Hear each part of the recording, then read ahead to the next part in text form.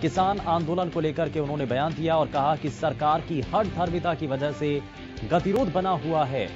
सरकार जिद छोड़े और कृषि कानून रद्द करे, इस दौरान यह कहा गया। वहीं कांग्रेस किसानों के साथ है और आगे भी रहेगी।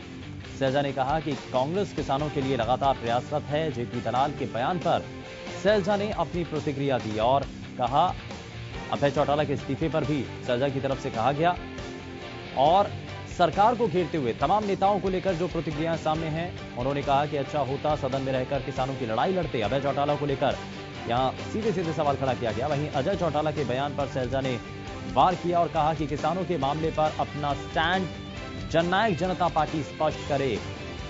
तो सिरसा से स्पीच खबर, जहां किसान आंदोलन पर कुमारी सैलजा का बयान और अपने बयान के जरिए उन्होंने कहा कि सरकार की हठधर्मिता की वजह से यह गतिरोध बना हुआ है। अभी तक संयुक्त किसान मोर्चा और सरकार के बीच जो बातचीत आगे नहीं बढ़ पाई है, उसका कारण सरकार की जिद है। सरकार जिद छोड़ करके किसानों के साथ बात करे।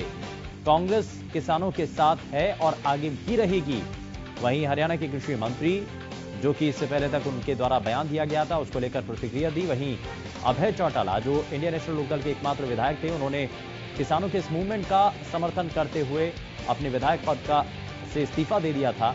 तो ऐसे में उन्होंने कहा कि अच्छा होता कि वो सदन में रह करके अपनी बातों को रखते। अमित तिवारी ज्यादा जानकारी के साथ जुड़ चुके हैं। अमित, अब किसानों के इस आंदोलन पर कुमारी सैलजा का बयान और न सिर्फ सरकार को घेरा बल्कि अभय चौटाला को लेकर के भी तंज कसा क्या? जी बिल्कुल शुभेंदु, आज कुमारी सैलजा एक निजी कार्यक्रम में शामिल होने के लिए सिरसा पहुंची थी और उन्होंने कई मुद्दों पर अपने विचार रखे। पत्रकारों से बातचीत में उन्होंने अभय सिंह चौटाला के इस्तीफे को लेकर भी अपनी बात रखी। उन्होंने कहा कि अगर यह इस्तीफे की बजाय अगर वे सदन में रहकर किसानों की लड़ाई लड़ते तो ज्यादा बेहतर होता। साथ ही उन्होंने कृषि मंत्री जेपी दलाल का जो कल एक बयान आया था किसानों को लेकर, उनकी किसानों की मौत को लेकर जो बयान दिया था, उसको भी उन्होंने संवेदनहीनता बताया। उन्होंने कहा कि इस प्रकार का बयान जो उनकी सरकार के नुमाइंदों की संवेदनहीनता को दर्शाता है।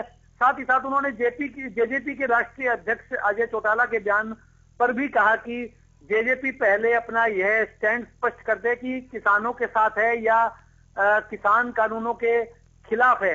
तो क्या किस पर किसके ऊपर जो है उनका समर्थन किसको है, तो इस तरह के पहले अपना स्टैंड स्पष्ट करें, उसके बाद वे बयानबाजी दें। जी बिल्कुल, ठीक है, बहुत शुक्रिया अमित इस पर जानकारी के लिए। तो केंद्र सरकार जिद छोड़े, केंद्र सरकार की हठधर्मिता की वजह से अभी तक गतिरोध बना हुआ है।